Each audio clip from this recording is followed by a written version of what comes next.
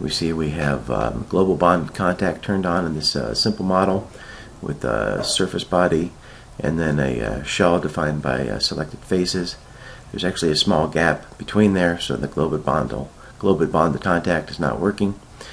And so we'll look at the same exact model setup in a frequency analysis, and we can go ahead and run this. And what we're going to find out is that we have all rigid body modes, because we don't need any constraints or fixtures here. And what we're looking for is to have 6 rigid body modes, and then the rest of the modes higher than 0 hertz.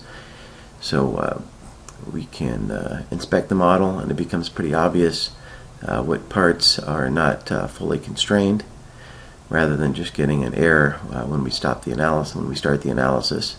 So I'll go ahead, and in this case I'll add a contact set between the end of the surface and the solid body face that we defined as shells, or we could have just extended the surface so it's coincident with the face, but we'll just add the contact set here and rerun the analysis, and what we'll end up with is 6 rigid body modes, 3 translation, 3 rotation, and we can inspect the model, list the resonant frequencies.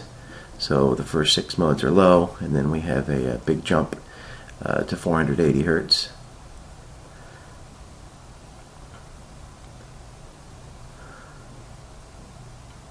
And the nice thing about being in SOLIDWORKS is that after I find out that the model is connected the way I want, I can easily drag and drop my contact over to the static model and then rerun the analysis, and it will run through.